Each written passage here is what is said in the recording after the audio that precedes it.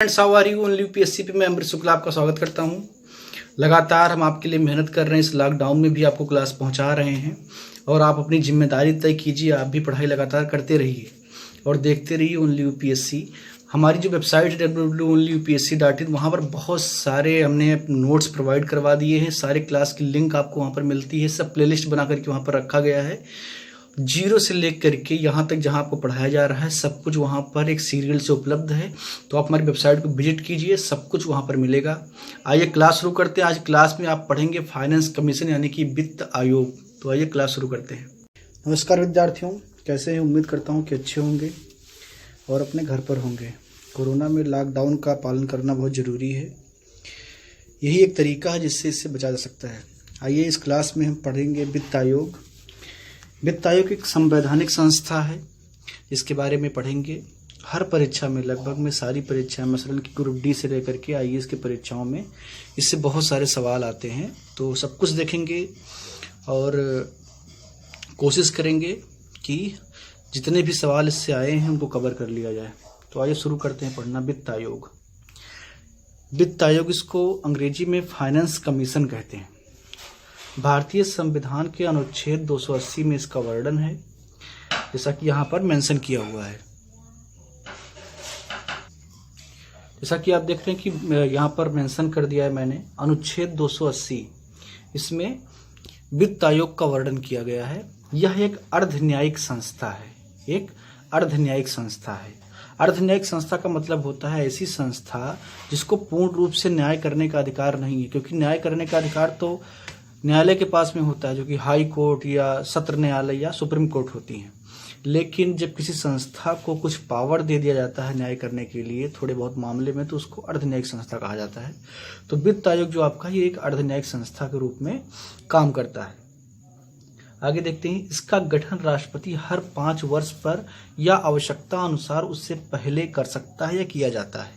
तो इसका मतलब ये हुआ कि एक परंपरा है, ट्रेडिशन है कि 5 वर्ष पर ही वित्त आयोग का गठन होता है, लेकिन अगर कभी जरूरत पड़े तो उससे पहले भी इसका गठन किया जा सकता है। ऐसी कोई मनाही संविधान में नहीं की गई है।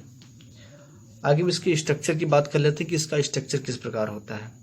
जैसा कि आप देख रहे हैं कि इसमें एक अध्यक्ष होता है और 4 अन्य सदस्य होते हैं। तो कुल मिलाकर के आयोग में 5 सदस्य होते हैं। ये सवाल पीसीएस में कम से कम 5 से 6 बार आया है। उत्तर प्रदेश पीसीएस में, जहाँ तक मुझे याद है, 5 से 6 बार सवाल आया है कि वित्त आयोग में सदस्यों की संख्या कितनी होती है। तो अध्यक्ष के सहित 5 होते हैं, और अगर आप अध्यक्ष को छोड़ देंगे तो सदस्य 4 होते हैं। इनकी नियुक्ति राष्ट्रपति करता है। इनकी नियुक्ति राष्ट्रपति करता है। और यहाँ पर आप मेंशन मैंने कर दिया, आप देख सकते हैं कि इनकी पुनर्नियुक्ति भी हो सकती है। कल की क्लास में आपने पढ़ा था संघ लोक सेवा आयोग, तो वहाँ पर जो अध्यक्ष होते हैं, जो सदस्य होते हैं, उनकी पुनर्नियुक्ति नहीं हो सकती है, लेकिन वित्त आयोग के सदस्यों की पुनर्नियुक्ति हो सकती है। यहाँ पर मैंने इसको मेंशन कर दिया है और कई बार इसे सवाल भी आया है। यूपीएससी करती क्या है कि ऐसे जो छोटे छोटे पॉइंट होते हैं उनको स्टेटमेंट में दे देती है कंफ्यूज करने के लिए। तो आपको इन बारीकियों को ध्यान में रखना है। आगे देखते हैं। संसद को अधिकार है कि आयोग के सभी सदस्यों की योग्यता एवं चयन विधि का निर्धारण करे। इसी अधिकार का प्रयोग करते हुए संसद ने वित्त आयोग अधिनियम 1951 पास किया। अब इसका आसान भाषा में मतलब क्या हुआ? मतलब ये हुआ कि वित्त आयोग में जो अध्यक्ष है या सदस्य है, उसकी नियुक्ति, किसकी नियुक्ति होगी, उसकी योग्यता क्या होगी और नियुक्ति की प्रक्रिया क्या होगी, ये अधिकार संसद को दिया गया है संविधान में कि वो नियम बना करके तय कर ले कि किस प्रकार उनका योग्यता निर्धारण करना है, किस प्रकार उनकी नियुक्ति करनी है। इसी को मद्देनजर रखते हुए 1951 में संसद ने एक अधिनियम पास किया, जिसको वित्त आयोग अधिनियम 1951 कहा गया। इस अधिनियम के द्वारा नियम बनाए गए कि किस प्रकार उनकी नियुक्ति होगी। वो नियम आपके लिए बहुत महत्वपूर्ण नहीं है, क्योंकि आपका ऑप्शनल विषय नहीं है संविधान, इसलिए मैंने उसको यहाँ पर मेंशन नहीं किया है। प्रारंभिक परीक्षा के दृष्टिकोण से आप इसको पढ़ रहे हैं। अब इनकी योग्यता क्या है, इसको देख लेते हैं। अध्यक्ष सार्वजनिक मामलों का जानकार होना चाहिए। जो अध्यक्ष होगा इसका, वो सार्वजनिक मामलों का जानकार होना चाहिए। सार्वजनिक मामले क्या है कि देश की वित्तीय स्थिति, देश की सामाजिक एवं राजनीतिक स्थिति क्या है, और उन पर उसकी एक गहरी पकड़ एवं समझ होनी चाहिए। तो ऐसे व्यक्ति को आप सार्वजनिक मामलों का समझदार या जानकार कह सकते हैं। तो जो अध्यक्ष होगा वो सार्वजनिक मामलों का जानकार होना चाहिए, एवं जो 4 अन्य सदस्य होंगे वो निम्न क्षेत्र से होने चाहिए। यहाँ पर मेंशन है, आप पॉइंट वाइज देख लें। तो पहला जो है वो किसी हाई कोर्ट का न्यायाधीश, यानी कि किसी राज्य का जो हाई कोर्ट है उसके न्यायाधीश को अगर इसमें रखा जाए, इस आयोग में रखा जाए, तो संविधान इसे अपेक्षा करता है। दूसरा है भारतीय लेखा एवं वित्त का जानकार, यानी कि पहला है कि कोई हाई कोर्ट का न्यायाधीश हो, दूसरा जो व्यक्ति हो वो भारतीय लेखा एवं वित्त का जानकार हो। तीसरा है प्रशासन एवं वित्तीय मामलों का व्यापक अनुभवी हो। प्रशासन यानी कि किस प्रकार व्यवस्थाएं चलाई जाती हैं, और वित्तीय मामले यानी कि कर से संबंधित या और जो बहुत सारी फाइनेंस के मामले होते हैं उनका जानकार या अनुभवी व्यक्ति हो, उसको रखना चाहिए। और जो चौथा व्यक्ति होगा वो अर्थशास्त्री हो, यानी कि अर्थशास्त्र पर उसकी अच्छी पकड़ हो, उसको अच्छी जानकारी हो। तो ये 4 प्रकार के अलग अलग क्षेत्र के व्यक्तियों को इसमें सदस्य बनाया जाना चाहिए, ऐसा संविधान अपेक्षा करता है। अब देखते हैं इनका कार्य क्या होता है। इनका जो मुख्य कार्य है वो है सिफारिश करना। इनका मुख्य कार्य जो है वो सिफारिश करना होता है, और सिर्फ सिफारिश करने के लिए इनकी नियुक्ति की जाती है। अब देखते हैं कि इनका काम क्या क्या है, उसको पॉइंट वाइज समझ लेते हैं। भारत के राष्ट्रपति से निम्न मामलों पर सिफारिश करना। यहाँ पर निम्न गलत हो गया है टाइपिंग में, तो इसको आप सही करके नोट करेंगे, कई ये टेक्निकल प्रॉब्लम कई बार हो जाती हैं। तो भारत के राष्ट्रपति को निम्न मामलों पर सिफारिश करता है। वो मामले क्या हैं उनको देख लेते हैं। पहला है संघ एवं राज्यों के बीच करों के शुद्ध आगमों का वितरण और ऐसे आगमों का आवंटन। होता क्या है कि कर संग्रहण केंद्र सरकार भी करती है और राज्य सरकार भी करती है। वित्त आयोग का काम होता है कि वो राष्ट्रपति को सिफारिश करता है कि केंद्र यानी कि संघ ने जो कर इकट्ठा किया है, जो वित्त इकट्ठा किया है, वो राज्यों में और संघ शासित प्रदेशों में किस प्रकार से बटेगा, उसके वितरण को लेकर के वो क्या है कि सिफारिश देता है राष्ट्रपति को। दूसरा सिफारिश क्या है, संचित निधि से राज्यों को राजस्व अनुदान देने की सिफारिश। संचित निधि क्या होता है, आपको पता है कि भारत सरकार की निधियां होती, उनमें से एक निधि है संचित निधि। संचित निधि से जब कोई धन उगाही करना होता है तो इस पर संसद में मतदान नहीं होता है। तो संचित निधि से राज्यों को राजस्व अनुदान देने की सिफारिश भी वित्त आयोग करता है। अगला है राज्य वित्त आयोग की सिफारिश पर नगर निगमों एवं जिला पंचायतों को संसाधन अनुपूर्ति के लिए राज्य की संचित निधि के संवर्धन के लिए आवश्यक उपाय।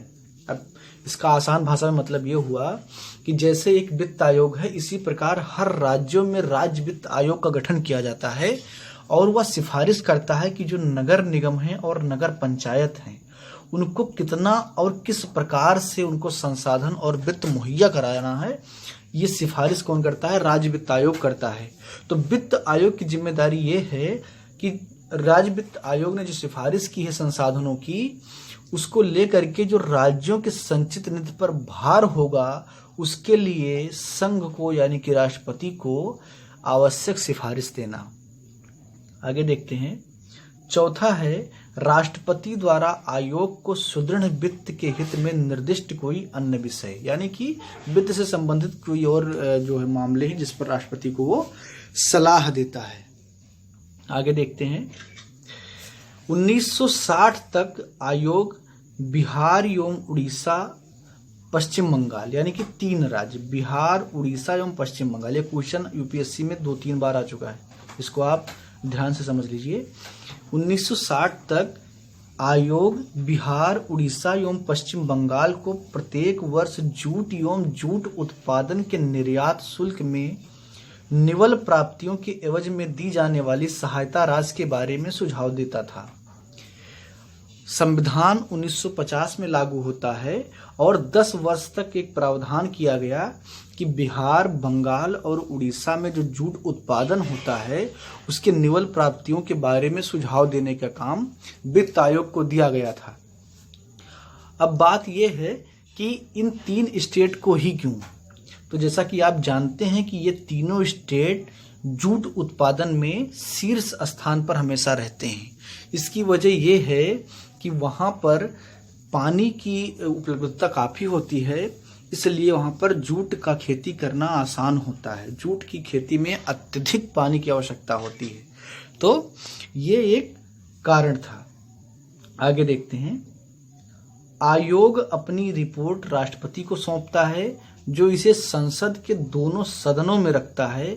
इसके साथ साथ उसके साथ ही आकलन संबंधी ज्ञापन एवं इससे संबंध में उठाए जा सकने वाले कदमों के बारे में विवरण भी रखता है। ये सवाल भी आप मान के चलिए कि ग्रुप डी से लेकर के आईएएस के परीक्षाओं में कई बार स्टेटमेंट के रूप में आया है कि वित्त आयोग अपनी रिपोर्ट किसे सौंपता है। कई बार विकल्प में जब वित्त मंत्रालय होता है या किसी कमेटी का नाम होता है तो लोग कंफ्यूज हो जाते हैं कि ये हो सकता है कि उस वित्त मंत्रालय को सौंपता हो, लेकिन वित्त आयोग अपनी रिपोर्ट हमेशा राष्ट्रपति को सौंपता है और राष्ट्रपति इसे सदन के दोनों पटल पर रखता है चर्चा करने के लिए।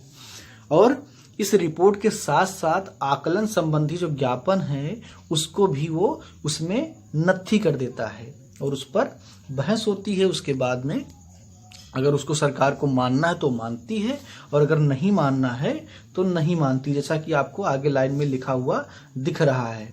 वित्त आयोग की सिफारिश सलाहकारी प्रवृत्ति की होती है, सरकार इसे मानने के लिए बाध्य नहीं है। यानी कि वित्त आयोग जो सलाह देती है जरूरी नहीं है कि सरकार उसको माने, वो बस एक सलाहकारी काम उसका है जो उसको करना होता है। ये सरकार के लिए बिल्कुल बाध्यकारी नहीं है। इस स्टेटमेंट को आप ध्यान में रखिएगा। जब भी वित्त आयोग से संबंधित कोई सवाल आएगा तो आपको स्टेटमेंट में जरूर मिलेगा। आगे देखते हैं। वित्त आयोग की सिफारिश सलाहकारी प्रवृत्ति की होती है, आपने समझ लिया। अब ये देख लेते हैं कि पहला वित्त आयोग का गठन कब हुआ।